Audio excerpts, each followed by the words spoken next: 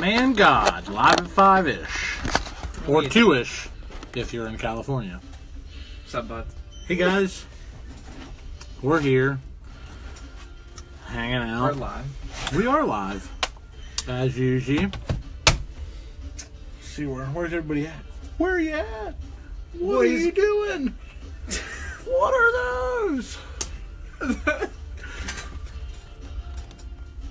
Oh, you blocked that. There it is. Wow. Savvy. Savage. So, we're here, going live. Episode 38 of Live at 5. Crazy. Pretty wild. Pretty wild. Pretty crazy. Wow, it is. It is looking ominous outside.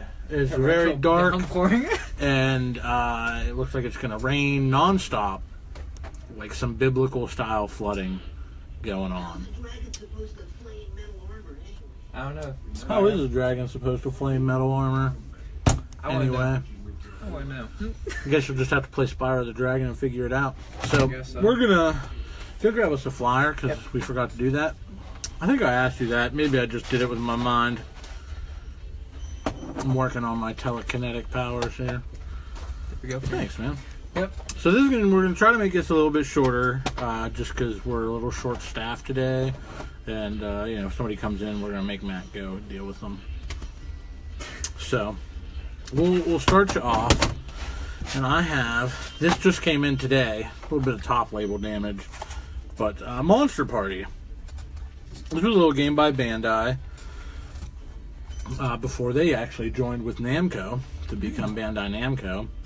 Bandai Namco. Which, I get it, it's alphabetical, but Namco Bandai sounds way better. Just rolls off the tongue a little bit better. I would agree with that. What do I know? So, Monster Party by Bandai, this got a lot of notoriety in the early 2000s, believe it or not, because some shots of the unfinished Famicom version, which, as you guys all know, is the Japanese NES, looked a lot different and a lot darker. And we see that a lot from the Famicom versions to the North American versions, just because our simple and plebeian Western minds can't handle blood, gore, drugs, sex, or rock and roll. Amen. You know what I mean? So they were just doing their part. But this originally it was like a parody thing, and they were gonna have a bunch of call-outs to old horror movies and stuff. Like the first boss you fight in this is this giant plant monster, and original pictures showed it with a microphone. Oh, so Little Shop of Horrors. Exactly. Nice. But a lot of that was changed. I don't know whether they thought that maybe they were trying to gear it towards children and they wouldn't get those references, or again, our baby simple Western minds just couldn't handle that. But yeah, this just rolled in here. I like the cover art on it. It does too. It's got Swamp Thing and Medusa and Dracula, and the box. The box. Whenever obviously we don't have the box here, but whenever you see it in the box, it's really popping. Pretty cool. But this plays just like your standard action adventure 2D platformer. You could transform into this gargoyle bat type monster dude. You kidding me? And otherwise you were just this human that had a bat and you just beat things with it. That's actually kind of there's Lisa Blake mentioning you in a comment. My mom mentioned me in a comment. How about that? Dude, I love that your entire family showed up here today to see where you worked, but not while you were here. I know. And I was just like, Mr. Blake, Matt's not even here. She's like, yeah, I know. It's almost like they didn't want to see you or something. They see me enough. Yeah. But yeah, Monster Party on the NES. Stop in and check it out. Definitely a good pickup, I would say. Next game I have for us is a Game Boy game called Looney Tunes. I actually played this yesterday whenever I was testing out a Game Boy ESP and a Game Boy Color. So I'm out playing games on the job. Nice. Yep, But I had to test out that Game Boy and make sure it worked. Mm-hmm. So I didn't get far in it, obviously, but I did the I think it was half of the first level, I would say, not even. Pretty much, yeah. Half. That's just what he's going to tell you while I'm sitting next to him. But you play as Daffy Duck at the beginning of the game, and it's a shooting side scroller. Shoot him up. Yeah. Wow. Daffy has a boomerang, and you can actually jump and like shoot it around. But the controls on it were kind of like iffy, because like whenever, you know how like if you play Mario you don't slide whenever you run. Well, on that one you moved like an inch and it's like you're walking on ice. Like I didn't really understand like why the mechanics of the game. So you're saying like Luigi from Mario 2 A little bit style, that kind of like floaty glide movement. Exactly. You know, I don't know if it was just because it was daffy, or if maybe that's just because it's like the mechanics of the game. But it was a Sunsoft game, so it probably is still decent. oh yeah. And there's in our like little like handheld bin, so yeah, definitely pick it up. It's like $6. You know, I got to tell you, I always thought that Looney Tunes was spelled Toons, like cartoons. Like even till like a few years ago, anytime I would like try to search for anything Looney Tunes, I would put tunes like cartoons, but this is tunes like your jams with a Z. Jam session. Kind of weird. Never knew that. Maybe it's just the Mandela effect. Who knows? We'll never know. Is it Berenstain or Berenstein? Berenstain. AIM? Yeah. Not EI? No. Which I thought it was the other way around, and then somebody, like when the big Mandela effect thing was coming around, I was just like, no, dude, that's crazy. It's definitely EIN or IEN or whatever. And then I have that game on Sega Genesis, and I went and looked, and I was like, this is crazy. So, I mean, I could talk forever about the Mandela effect and how, like, there's alternate universes and, like, the government co-conspiracies and stuff like that, and, like, Bilderbergs, and they're just, you know, mind control wiping everybody. But that's a different Live at 5 episode. Oh, yeah. Definitely. We'll wait till we get a copy of Berenstain in. Yeah. But shout out to all you guys, just a moment, that stopped by to see us at Sci-Fi ValleyCon. Yeah. That was a ton of fun. I hope you guys liked our little video, even though Matt was sprinting through Sci-Fi ValleyCon. Oh, man. At least that's what it looked like, am I right? Sending love from Orlando. Rocksteady.exe. Are you coming back tonight? It doesn't look like it if you're still in Orlando, and that breaks my heart. Wow. Wow. I'm not going to read that one out loud. Can't read that one. Can't read that. But on to piggyback from Matt's Game Boy game, we got in today also a Super Game Boy. Pretty dope. So what this did was it let you put your Game Boy game, look at that, man, and then you jam that into your Super, and you could play Game Boy games on your big screen TV, which was super dope. And if I know what Matt, if I think like Matt does, I know what he's grabbing. But this was really cool because it added some color to games that weren't color, and anything that was in color. You could. I'm still laughing at what Rocco said. I'm sorry. Come on, Rocco. You could also do. Oh, that's not what I thought he was going to grab. But I thought you were going to grab that Game Boy player for GameCube. Oh. Different fields of thought, but that's what she looked like. And I think it played color games too. Yeah, I'm not positive, but you also could do this weird thing where it gave you like a border around your TV, and some games came with like a pre-installed border. Like if you pop Pokemon in this mother jammer, it had its own like blue and red like border, which was super dope. And then like so, I always had to like play with my sister, and to get around that, I would just play Super Game Boy games. And then give her the second controller, and she could draw on the border and stuff.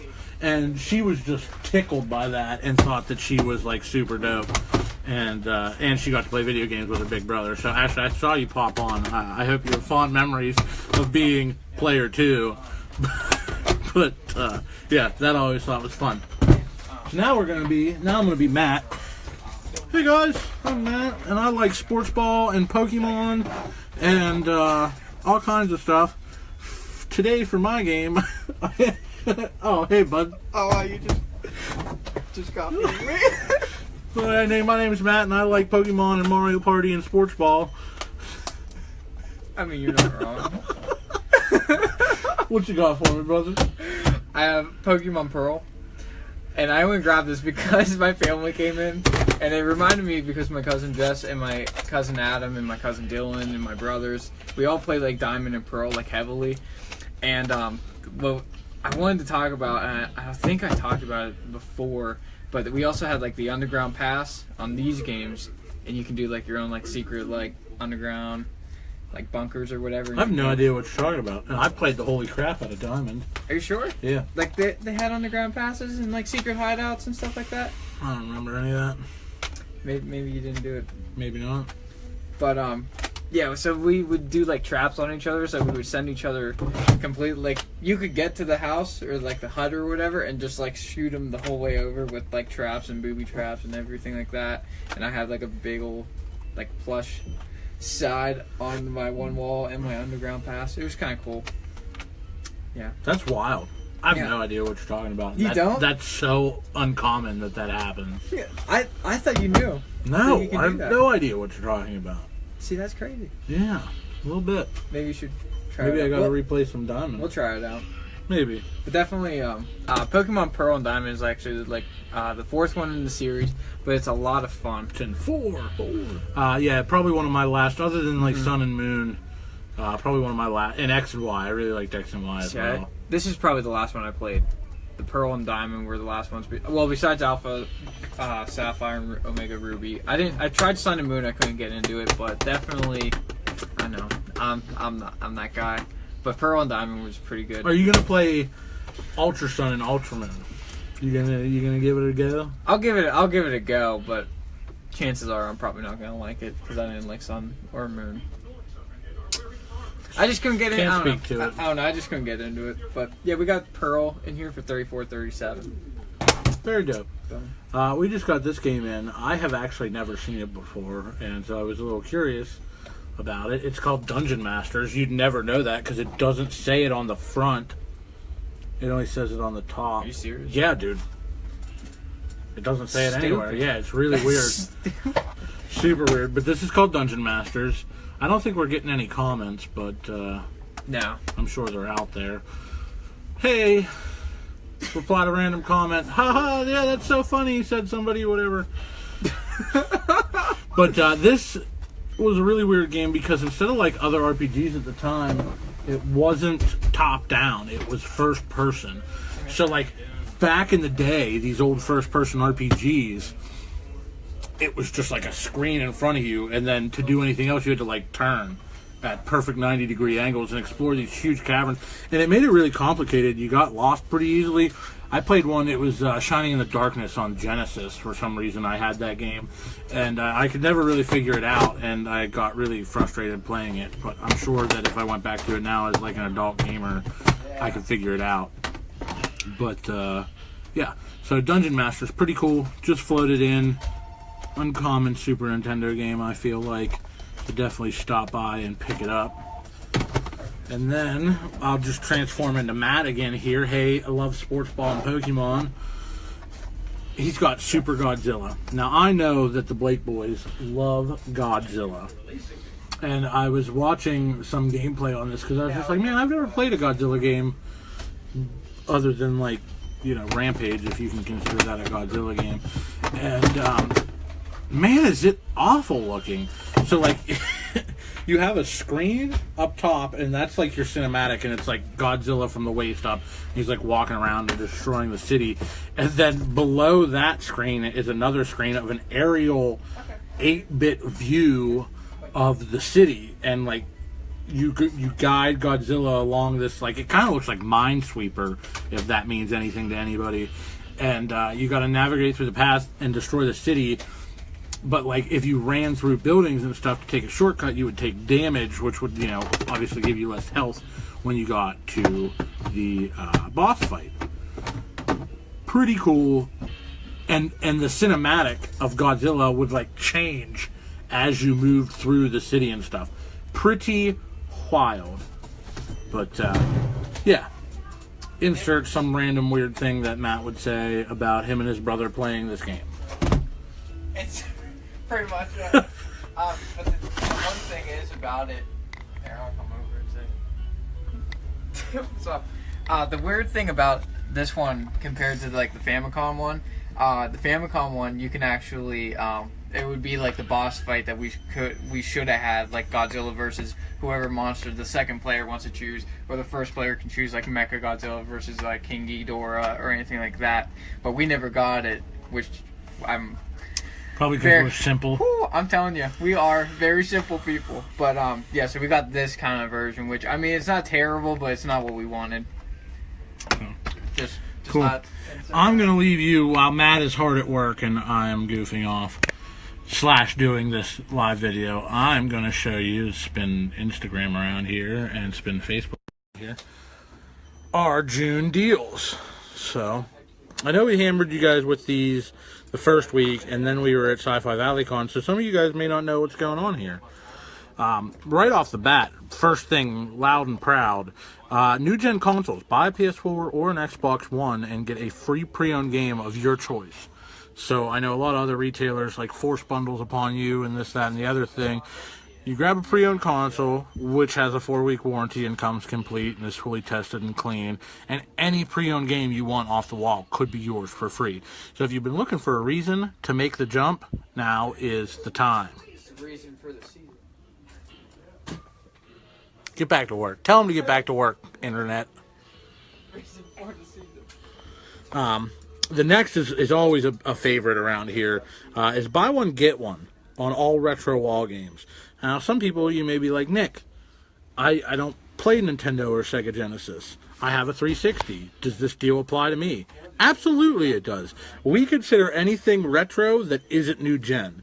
So if it isn't Switch or Wii U, PS4 or Xbox One, or a showcase title, it's buy one, get one free. So definitely stop in. I know a lot of you guys have beefed up your collections with this sale already this month, so definitely get in and get them while they're hot. And then next, last deal of the month, Genesis doing what Nintendo don't. And their $30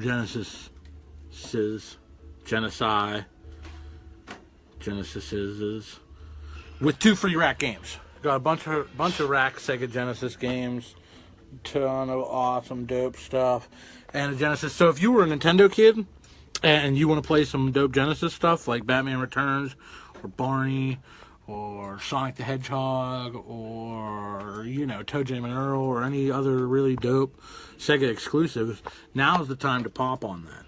Get you a Genesis, any model, 1, 2, or 3, and 2 rack games of your choice for just 30 bones. Now, there's only like a week and a half left in this month. Maybe 2 weeks left in this month. So, definitely get in, get these deals while they last. You may be saying, Nick, I don't have any money. How am I supposed to take advantage of all these great deals without any money? If you have old video games laying around your house, at Cartridges Galore, they're as good as cash. So, bring in your trade-ins, blow the dust off your stuff, or don't, we will. Bring it in, trade in your games. We'll either put cash in your pocket or new games in your library. Take advantage of all these dope games. See Matty Ice working so hard. He's not working that hard. He doesn't work that hard. I'm just saying.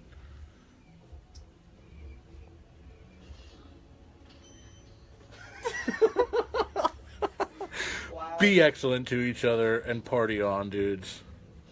End live video. Finish.